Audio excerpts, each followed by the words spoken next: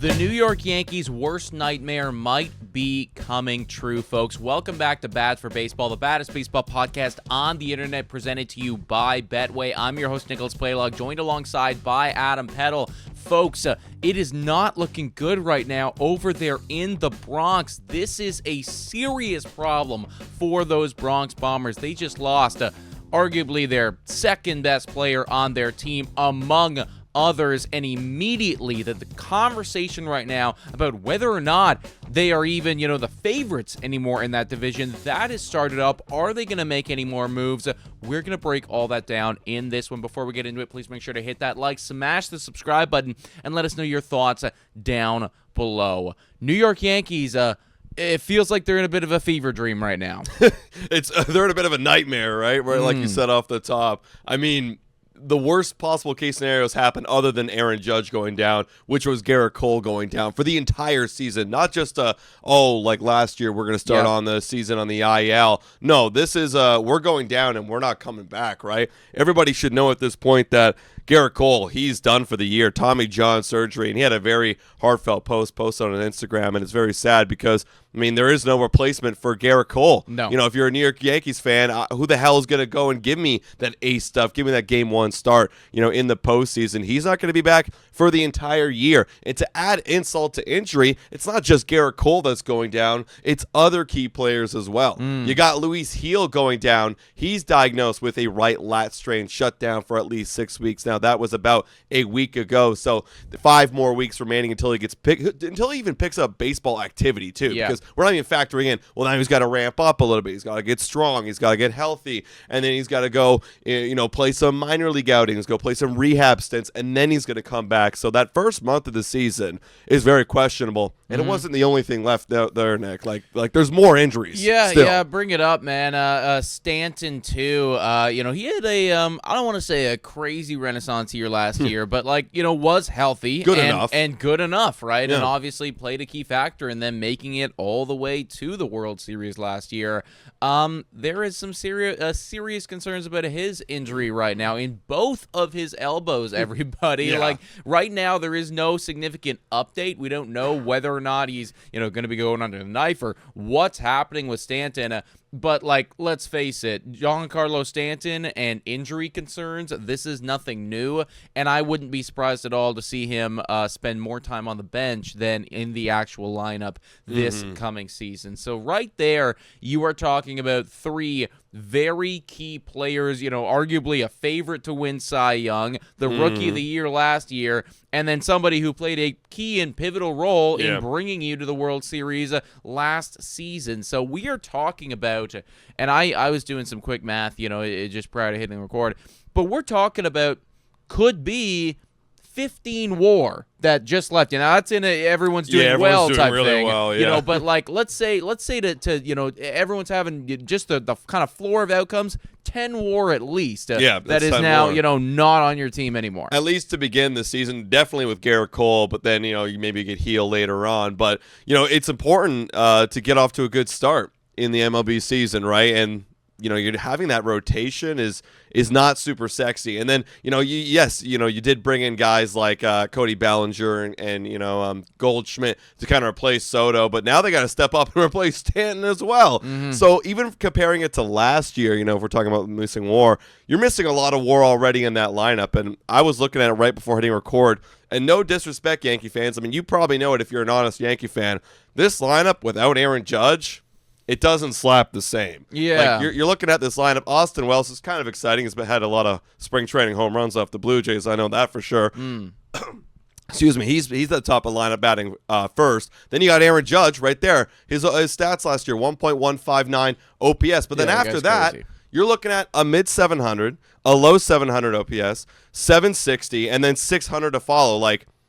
You're missing Stanton. That's just another 700 OPS guy gone that could have lengthened your lineup. Well, let's be very clear here. I mean, the New York Yankees, and the way that I was looking at it, prior to the Cole injury, prior to everything, I was thinking to myself, they had a good lineup with upside, but the true strength of the team walking into the season was the starting rotation, right? And just let's use our imagination right here. Gerrit Cole's at the top. Yeah. then it's Max Fried, then you could argue it's either Rodon or Luis Gil in there, and then who gives a fuck? Clark Schmidt? Whatever. Like, anybody who wants to do anything at that point, it's fine, because, you're going to get 400 quality innings out of Fried and Cole, and then another, 175 out of here. Like, they don't have any of that anymore. I mean, they still got Fried, but, like, everybody's being thrown into a position now that just makes it just doesn't look nearly as deep to me as it did prior to that. Gil to me felt like, a top-end rotation guy, and obviously Gerrit Cole was too, and Max Fried is as well.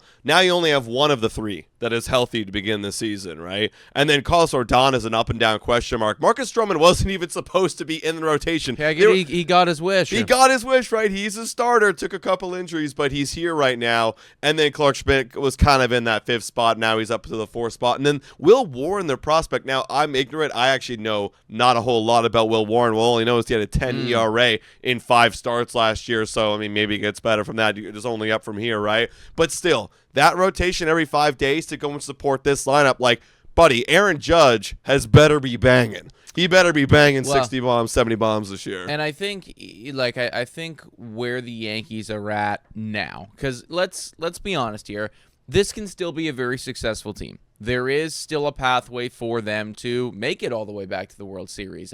But now they need a couple things, whereas previously, a couple of these things, I don't think they necessarily needed. It would have been great, but now they really need it. They need the Cody Bellinger bounce back because they're going to need somebody. Now that you don't have Stanton anymore, and, of course, you lost Soto this offseason, and, you're not going to have the 1 out of every 5 ball game that's almost a guaranteed W from Gerrit Cole. You're going to need Cody Bellinger and or Paul Goldschmidt to both get back to what you think or what you hope they can become. That's number one. I would also argue, too, that Jason Dominguez, he is a key and pivotal player for you, right? I mean, the guy was named the Martian for a reason. We saw in a very short sample size how good he can be.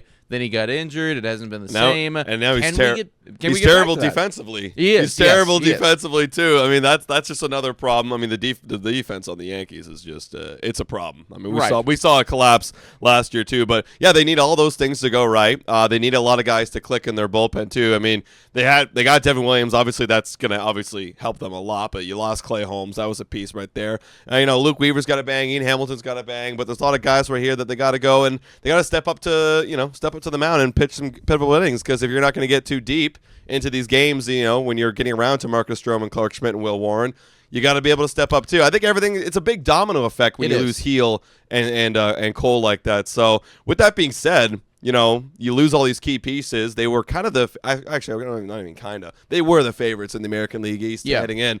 Now, where do you kind of pegging them right now? It is a lot closer. We got the odds over there just from Fangraphs here. Now, this is their algorithm, obviously, to make playoffs, everything like that. Yankees still the favorite to win the division.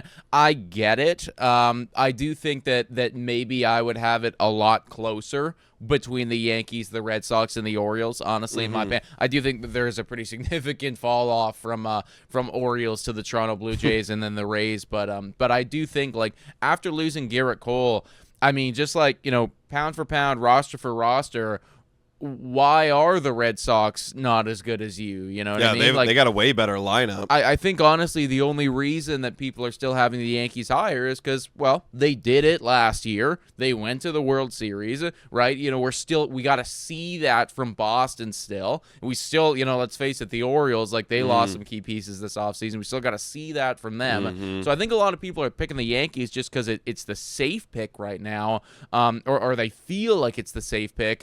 I guess I just argue, like, it's not as safe as it was a week ago. Bro, like, not to go through all the comparisons of each team, but, like, I would say, like, Boston Red Sox lineup, the depth is much stronger than the Yankees, right? And there's a lot of guys that you can rely on there. The rotation, I mean, it's kind of comparable. Now with that this you rotation, lost Cole and Gil, now right? Cole and Gil's gone, like, it's kind of comparable. I mean, I would seriously. I think that Boston's better, man. I mean, Houck's great. As your number Crochet 2. could win Cy Young. Yep. And, last year, too, like, they started out just on a tear right there. I know they didn't finish great, but, like, Brian Bayo's got some, Cutter Crawford. There's names in there that could put in work for Boston. Yeah, and then like you might have an argument maybe the Yankees pen's a little bit stronger because you got Devin Williams locking it down, but like still like again, there's not much difference here, and I think going a toe to toe, in a 5-game series, let's say if you match these two teams up, anyone could win this one. Anybody right? could win this one. Yeah, guys, Yankees.